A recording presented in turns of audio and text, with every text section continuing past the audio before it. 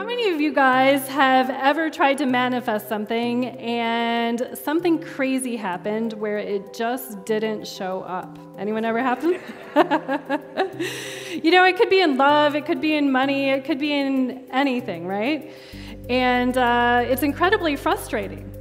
And so when my intuition developed, I decided, you know, because let's be honest, when your intuition develops, people want you to kind of be the circus act, right? They're like, tell me my future, tell me what's gonna happen.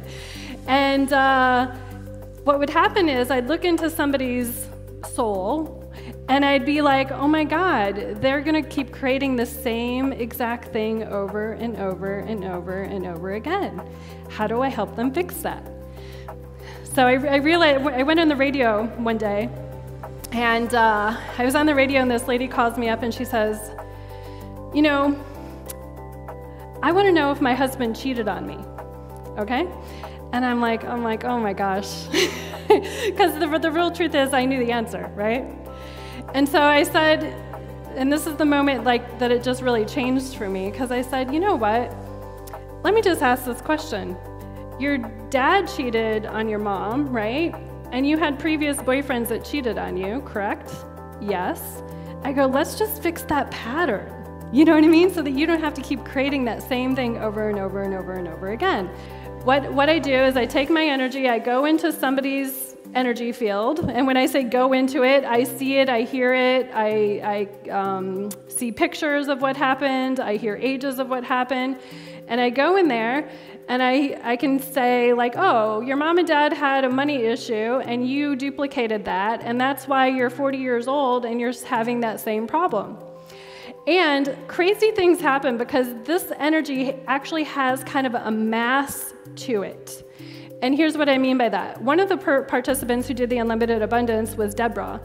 And Deborah sent me her email and she said, Christy, I want to show you this email. And she had her medical reports in it, okay?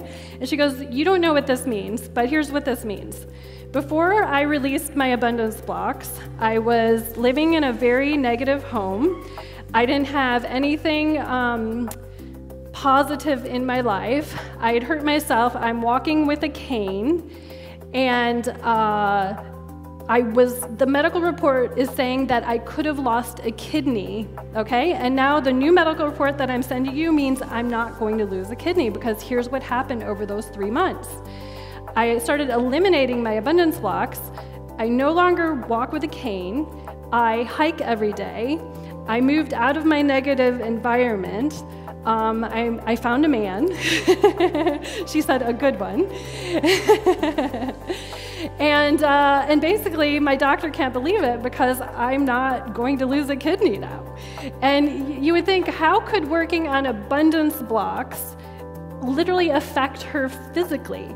Well, because in working with so many people, what I realized is a lot of your physical aches and pains are actually your patterns that have like this mass with all the pictures of reality and all your thoughts and your feelings and your ideas about how life works. So I'm going to kind of show you how you create a reality. So imagine you're, a little baby, mom pops you out. And what happens is your brain waves are generally in theta. So you as a human are starting to download and duplicate the reality around you, okay? And as you grow up, you just keep imprinting within you thoughts, feelings, beliefs, ideas, things that happened, and basically you become you, and you're filled with all these thoughts, feelings, and decisions. Now, that in and of itself is okay.